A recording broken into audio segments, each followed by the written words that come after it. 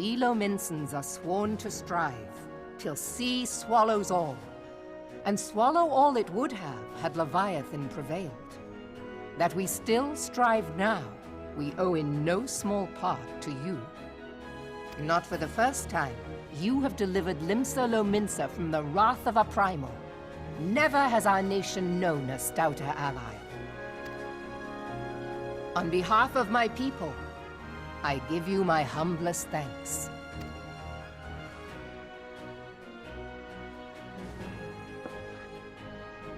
'Tis meet that I give thanks to old Mistbeard, too, for his fine solution. Whatever else he may have been, 'tis clear he was a resourceful soul. Would that I had a man like him in my service.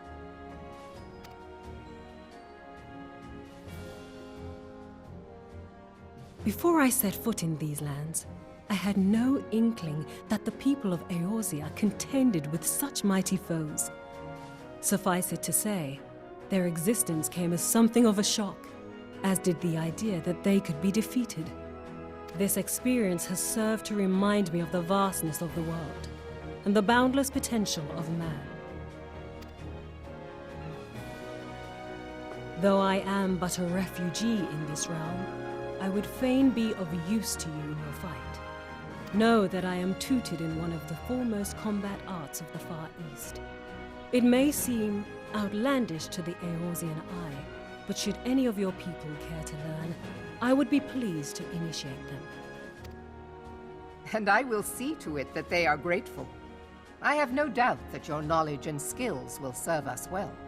Besides, your art is not so outlandish as you think. Would you not agree, Master Thancred?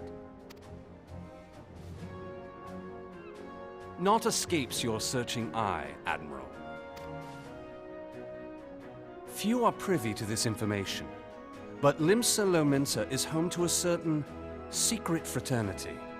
Its members are trained in a form of combat not unlike your own.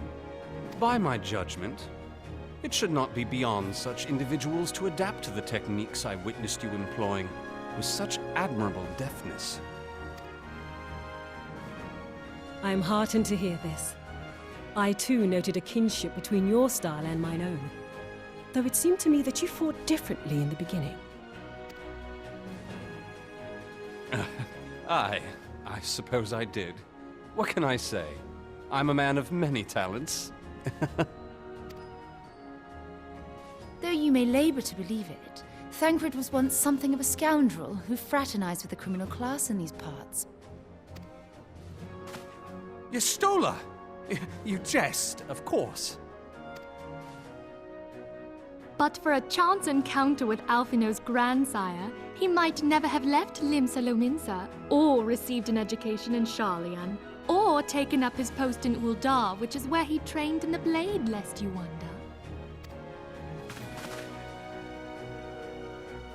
Minfilia, please!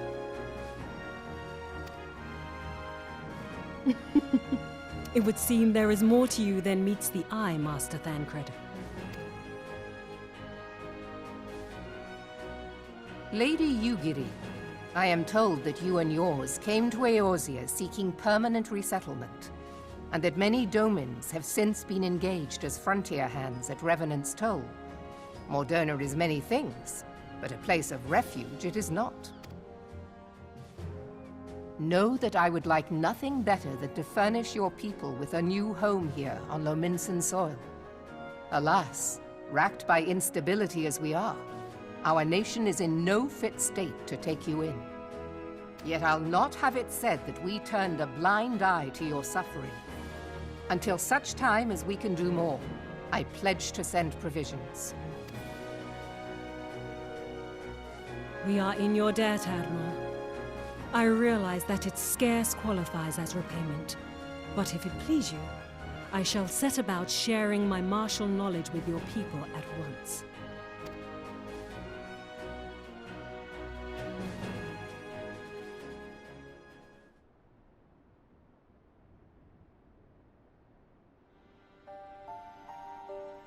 You wished a word in private.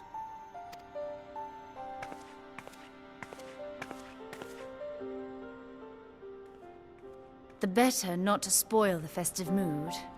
History repeats itself, Admiral. As the kobolds did before them, the Sahagin resorted to summoning their god over a territorial feud. They acted in self-preservation. It may be that the Sahagin initiated this particular clash, but how it begins does not interest me so much as how it ends.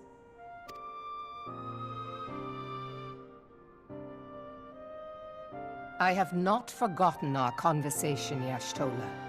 I am aware that man bears part of the blame for the Primal's existence. Nor am I ignorant of the Sahagin's reason for acting. They sought to secure a place to breed and multiply that their kind might survive. Self-preservation, as you say. But we have as much right to live and thrive as they. If our own survival is threatened, are we to lay down our arms and welcome oblivion? Nay. And so you kill, that you might live. Yet if living is a right, then that right belongs to all peoples, be they men or beastmen.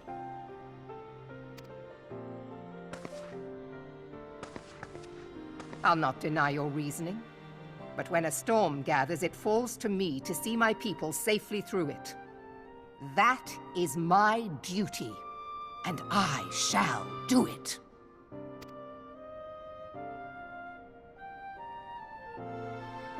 As must we all, Admiral. Stay the course, then. But know that it will lead to no good end.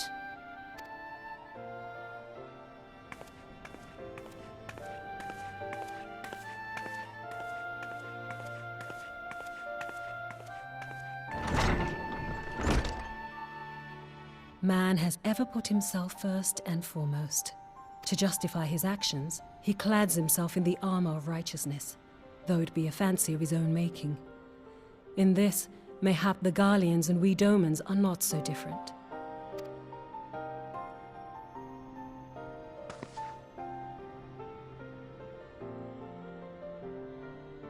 Eorzea has become as a raging sea.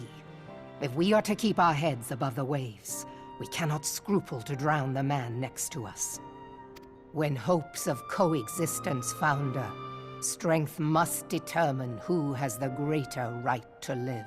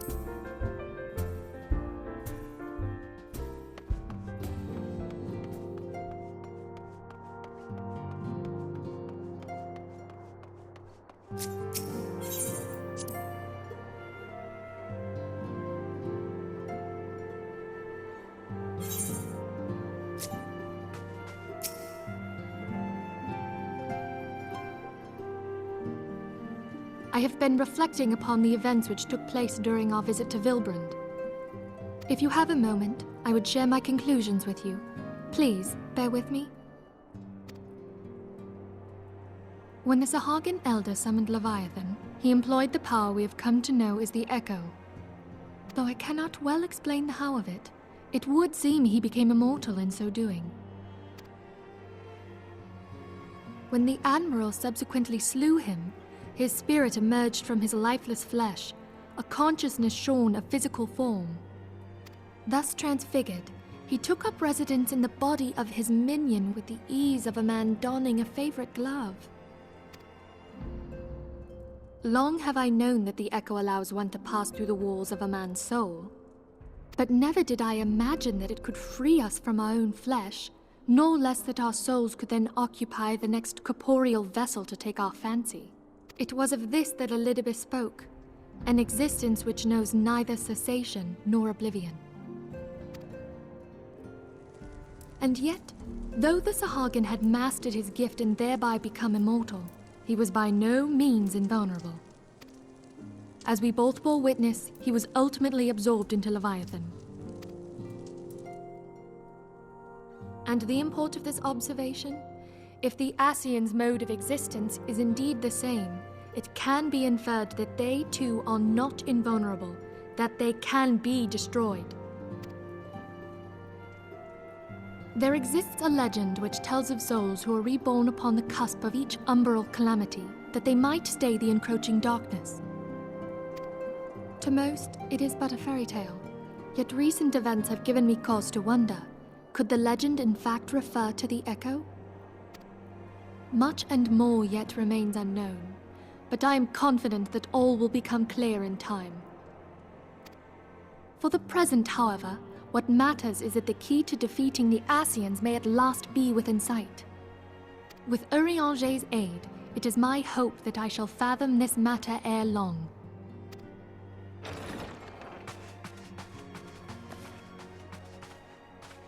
Oh, I was just about to send for you, my friend. Is Artemis? Grave tidings from the Sharlayan motherland, my lady. It doth concern our distant allies, the students of Baldessian. What of them? My lady, the Isle of Val, which for many years hath been the Order's home, is no more.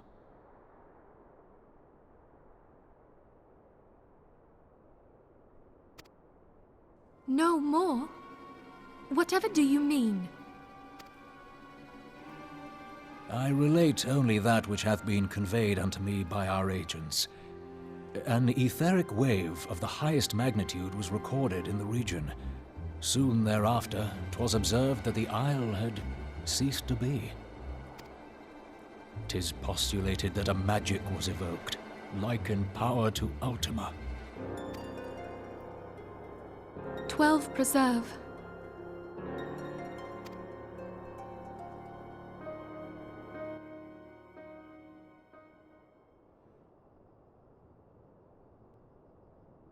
If there are no other matters, I move that today's meeting be adjourned.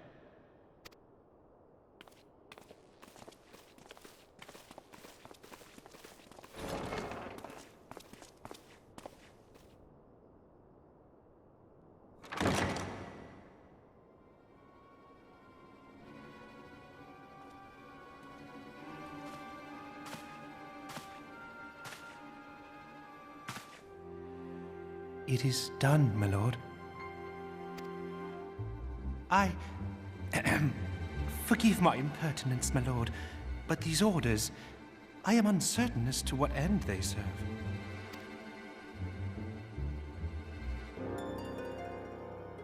Revolution.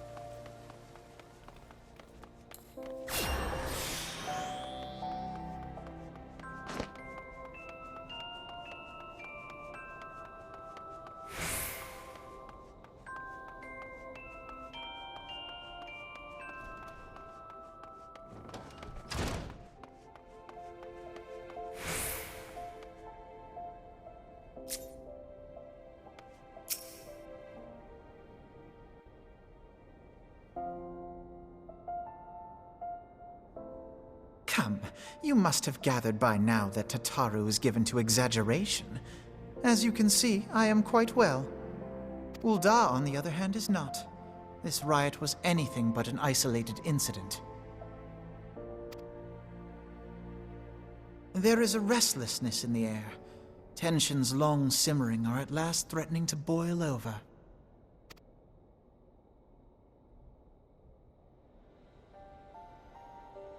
Ul'dah is a nation infamous for the great disparity between the wealthy and the poor. The majority of the populace accepts this state of affairs because they believe that every man bears responsibility for his own lot in life. To an Ul'dan, money is the foremost, and some would say the only measure of a man's worth.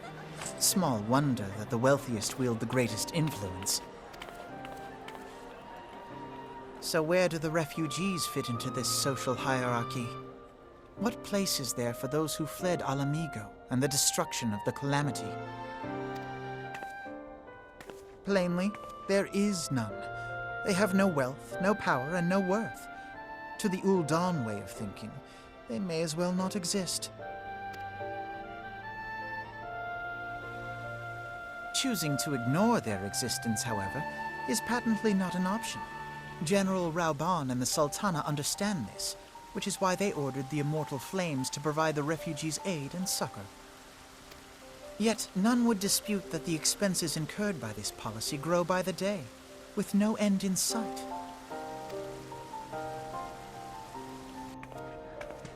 This has prompted more and more Uldans to question their obligation to aid these worthless wanderers. While more and more refugees have come to resent their treatment at the hands of the sneering citizenry.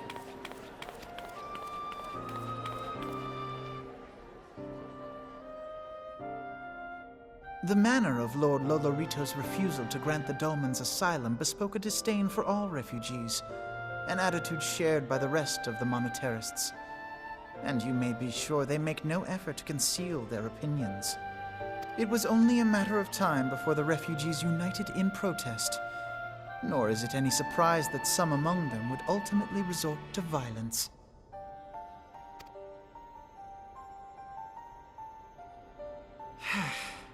That the Immortal Flames should choose this of all occasions to engage in joint training exercises with the other Grand Companies. By the time they return, the situation may well have deteriorated beyond mending.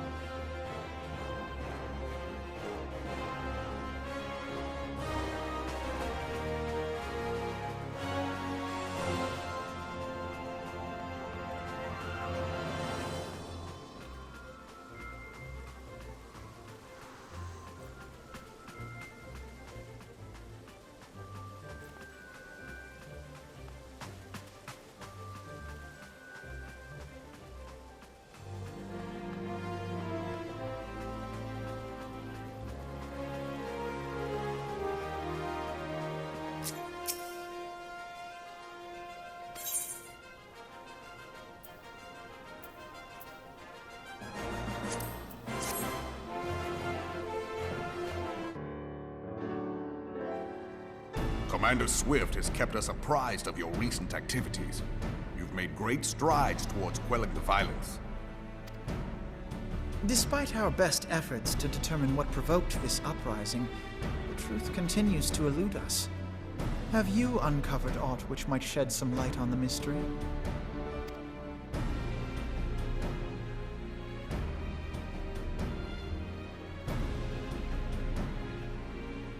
This information does not leave this room.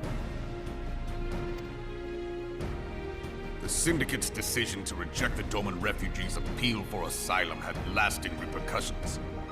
A number of those displaced by the calamity claimed it was proof of a policy of discrimination. Together with a group of Alamegan refugees, they organized a series of demonstrations to protest against the Sultanate. Demonstrations which became heated, but did not descend into violence. Until a certain incident served as a call to arms. A unit of brass blades sent to supervise a demonstration loosed arrows upon unarmed protesters. It was this atrocity which prompted the refugees to take up arms. I need not tell you what followed. We assumed at first that the attack was born of a miscommunication. When emotions run high, they happen. But suspicions were raised regarding the unit's commanding officer, whom I ordered interrogated. Sure enough, our fears were soon confirmed. The dog confessed that a merchant had offered him coin to give the order. A merchant in the employ of Teleji Adeleji. Teleji Adeleji? But he spoke in favor of the Doman's cause, and has ever seemed sympathetic towards the refugees' plight. Why would he do such a thing? Know you of the Cartano Reclamation Bill? It is a proposal to annex the Cartano Flats so that refugees may establish permanent settlements. When last I looked, that was disputed territory. Aye. Some might even call it a battlefield.